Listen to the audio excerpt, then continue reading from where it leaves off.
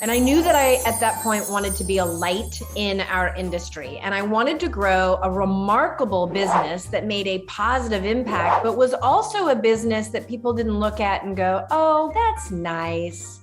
They give back, right? But one that people went, oh, wow. Like when we make a difference and we are strategic to make a positive impact, not only is it good for the world, but it also builds a remarkable business, right? Like it's an impressive business.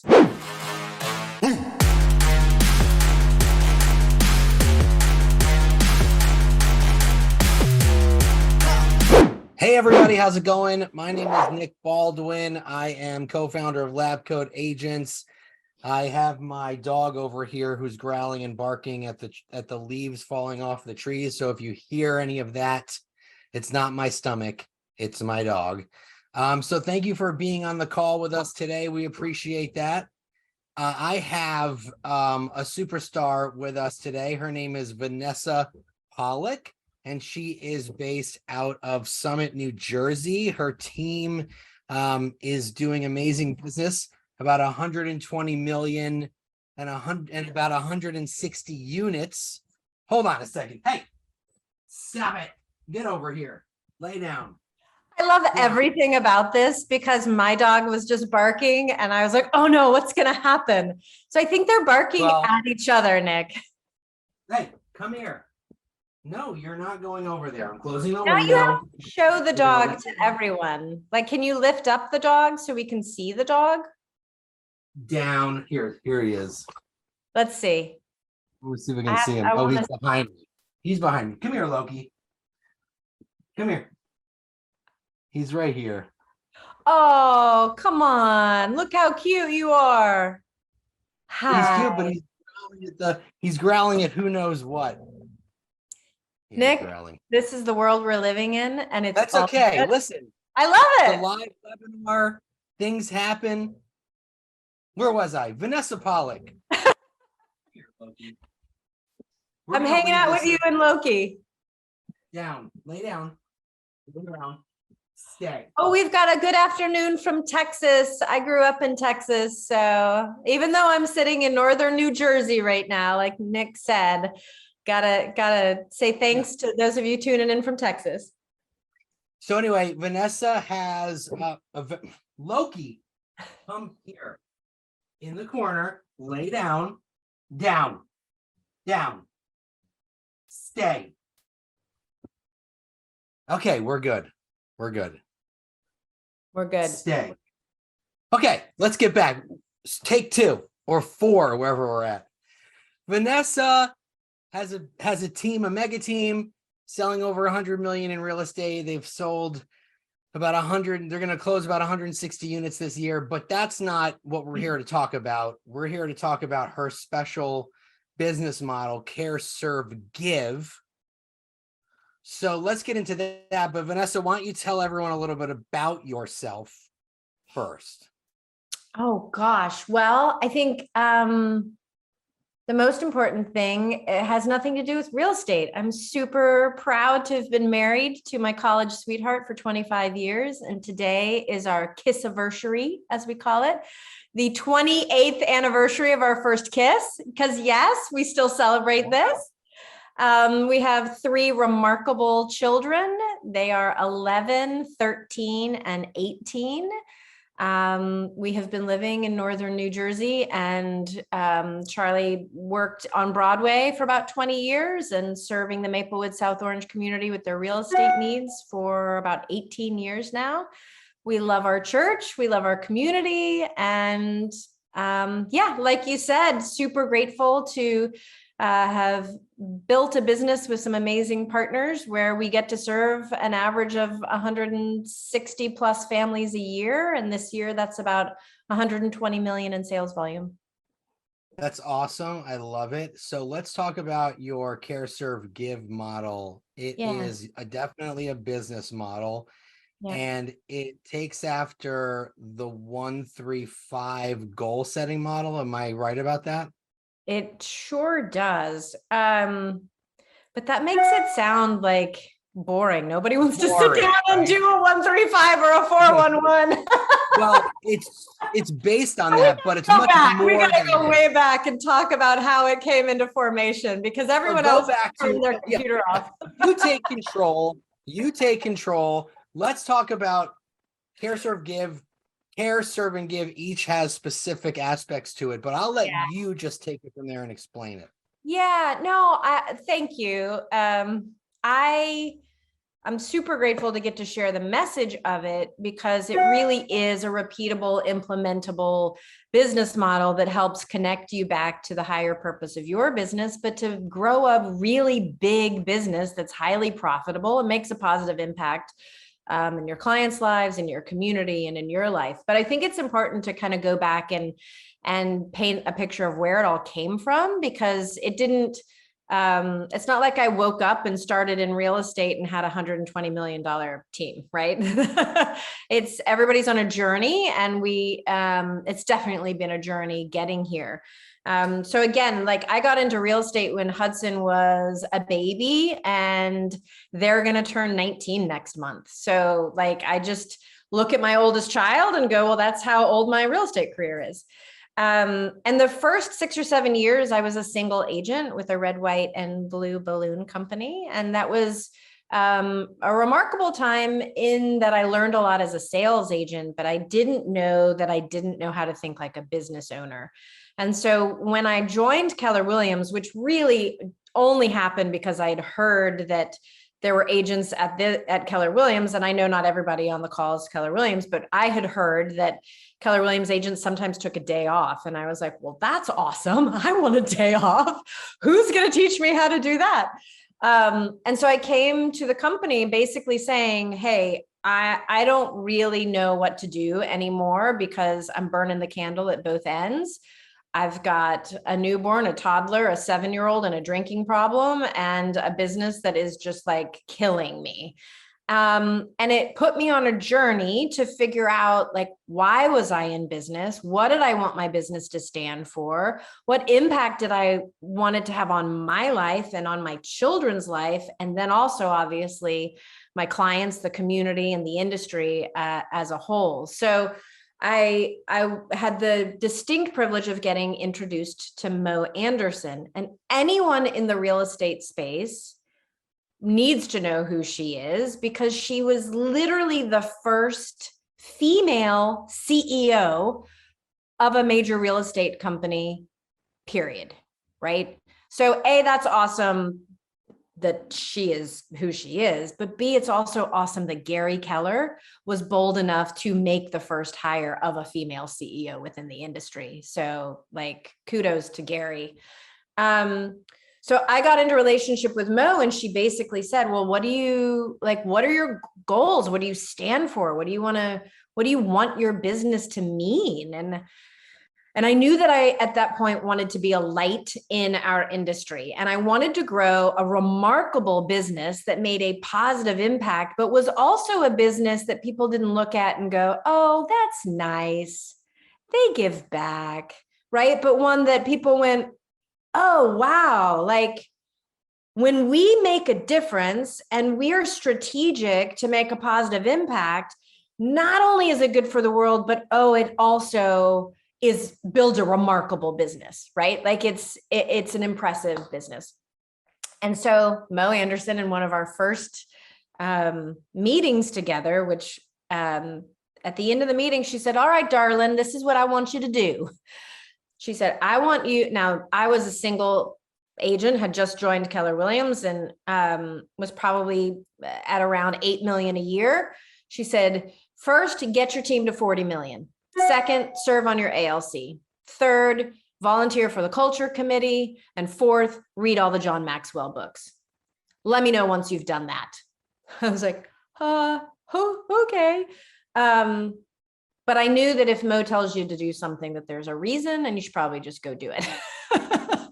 So I went on the journey, like, how do I get my business to 40 million a year? And just started really digging into the why behind everything we did as a business and for our clients, and codifying it and systematizing it and scaling it, and woke up about 18 months later and we closed and pended 40 million. And I was like, oh, wait a minute, got there, but it wasn't about the 40 million. It's the fact that I created a business model that felt connected to who I am, what I wanted to stand for, what I wanted our clients to know that we stood for. And it was about who I became and what the business became on the way to 40 million. And so since then, staying really, really true to this model is what then took us not only from me starting at 8 million to the 40 million, but like we said, now to be at 120 million this year, which is outpacing last year in a market that is, constricting and receding. To me, it's, I'm very grateful and for the business that we have and for this model to get to follow. Yeah, so that is pretty incredible, and that's a great story. And Mo is, an inspiration to a lot of people. So I want to talk like now that you built up the team. When did you? And I like when you mentioned earlier, you were like, oh, that's so cute, they give back, because a lot of teams, they give back, right? But it's not like the most obvious or the most front and center. It doesn't drive their business, right? So talk to us a little bit about when you started implementing that. Yeah. So in 2014, I got nominated to be the cultural ambassador for the tri-state region for Keller Williams. What that means is that your leadership in your region recognizes that you've done something that honors the culture of our company. And really, it's a culture of sharing and caring and giving back. And there's so much that goes into it. But I realized as I crossed the stage, and I had a goal to be on the big stage. I think a lot of people in any real estate company, it's like, oh, I hope I'm on the big stage someday. And I realized crossing the stage, I was like, oh, I'm on the big stage. And this matters as much as any other panel or any other opportunity to be on stage. So what got me here? I think I need to go elevate that. And it had been at that point that it was part of the journey of the 0 or the 8 million to the 40 million. It was in the middle there that this happened, that I was nominated. And that's when I really was like, oh, what got me here was that we are strategically donating to our clients' charity of choice instead of giving them a closing gift. Oh, we are strategically choosing to sponsor local charitable events and community engagement events instead of putting my face on the side of a grocery cart. Let me go pour money into a local event where, yeah, our logo is still going to be there. So we're still going to have brand recognition, but we're going to make a difference in a way that's meaningful and powerful for our community. And then I also wanted to be sure that I was always donated to KW Cares, made that kind of a foundational piece of our business. And then it really was that same year, 2014, that I realized that there was a need in our community that needed to be met, and that we had an opportunity as a team to meet that need and to choose to continue to meet that need every single year and to fundraise to it and to make it, I wouldn't say our calling card, but something that people in our community could become a tribe and could rally around and help us come together and meet that need and feel like they were a part of something really important. So that's when we then also put the Vanessa Pollock Music Initiative into place in our community. And for 8 years have been meeting the needs of kids in our school district who don't have enough money or the financial means to rent a band or orchestra instrument. And so 8 years ago, I walked the stage. I was like, oh, we're doing all of these things.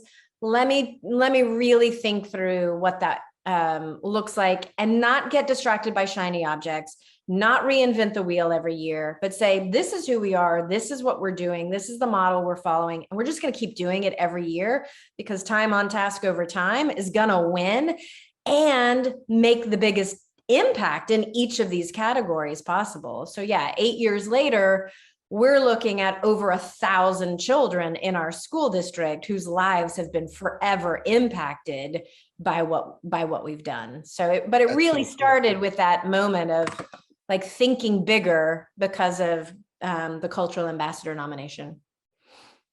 So, a lot of agents have teams and businesses where they, donate to a charity, a percentage of a closing or a flat fee or whatever it is.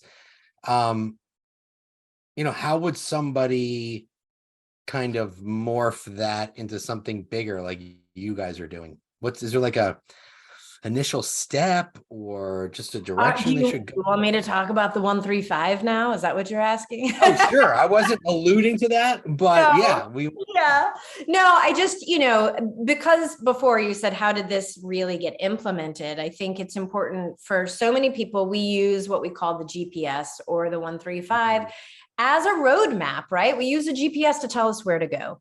And the Care Serve Give GPS is the one goal. The three for the P, the three priorities are care, serve, and give. And then the strategies for each of them are actually 5 people groups. It's self, your family, your team, your clients, and your community. So care, self-care, right? Care of your family, then your team, then your clients, your community. And you go through and you think through that for care, for service, and then for generosity. I will just back up for a second and say the self-care piece, if you don't put that in place, none of the rest of it matters. Yeah, for sure.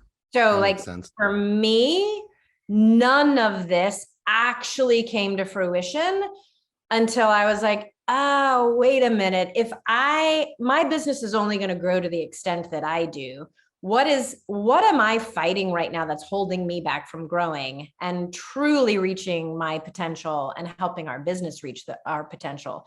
So if you're not doing some self-awareness and self-interrogation and some self-care, you really can't fill out the rest of that 135. It's just not going, you're not going to experience flow. And so for me, 10 years ago, I was like, oh, right. I came into this with all these kids, this like busy business and a drinking problem. What would happen if I took a look at all of that and eliminated the drinking problem piece, right? And so for me, that was the first domino down in my self-care was I quit drinking. I've been sober for 10 years now. And that sobriety journey is a critical piece of the whole story, right? Because I don't know that the rest of it would have been I don't know that God would have been able to unpack in me everything that's been unpacked if I hadn't been willing to put that aside first. So I just say it's important for viewers to know that that's really hard. It's hard work. And it's the most important part of the entire thing, the whole thing. Like none of the rest of it matters because we have to be the best version of ourselves. And we have to know how our Creator has called us to show up and work in that gifting and those talents. But often there's things that we need to eliminate before we can really move into that. So anyway, on the 135, then let's just talk about the give model. And I should preface this by saying it's not just my team that's doing this. Mm-hmm.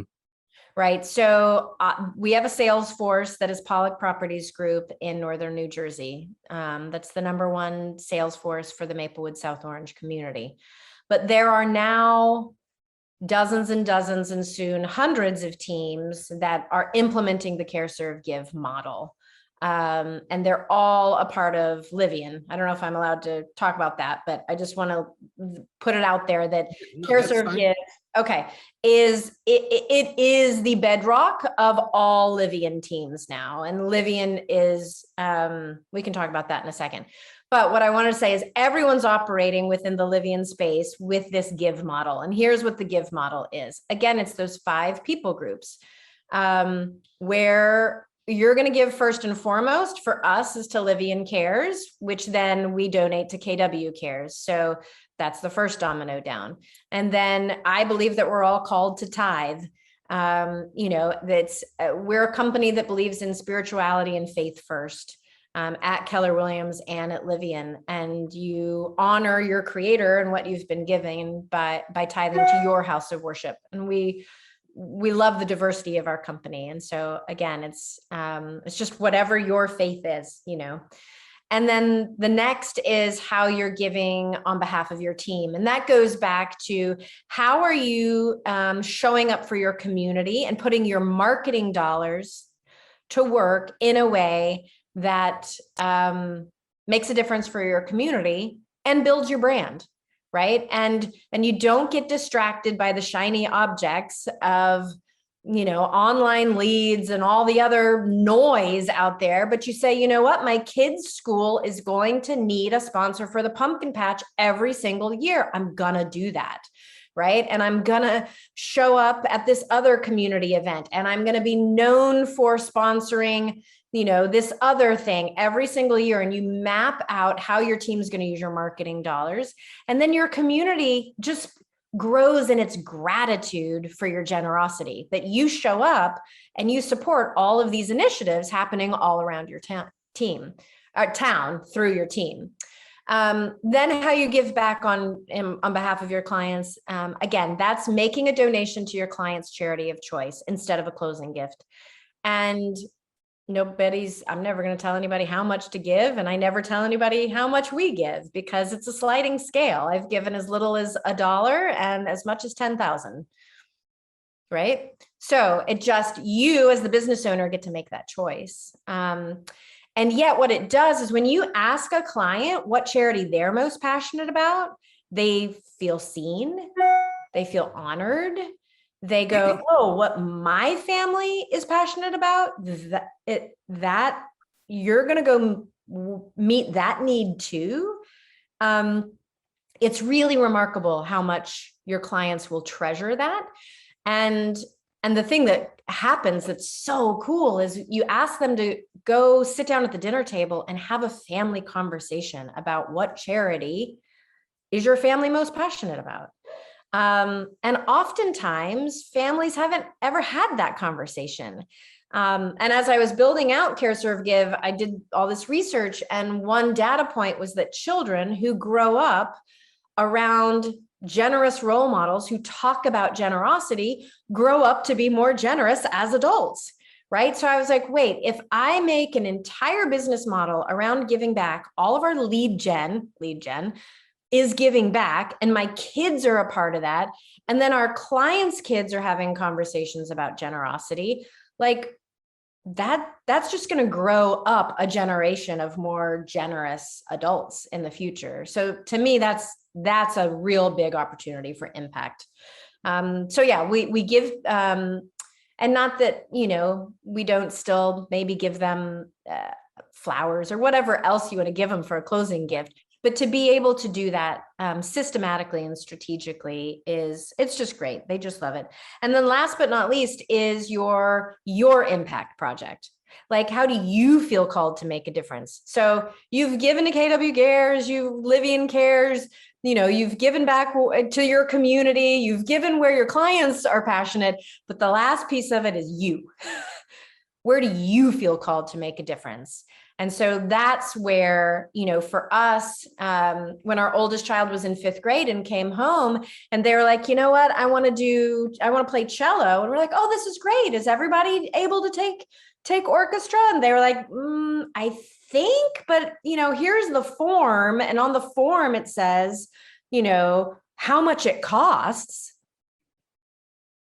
And then our child is like, yeah, I don't know if all my friends can afford that. I was like, my heart just broke wide open. And Charlie and I just realized in that moment that was the impact that we could make on our communities, to make sure that every single child had an instrument. And then we expanded on it, and we've made it private music instruction for prodigiously talented kids in the district whom the teachers nominate, and we repair and replace instruments for the whole district so everyone has a better experience.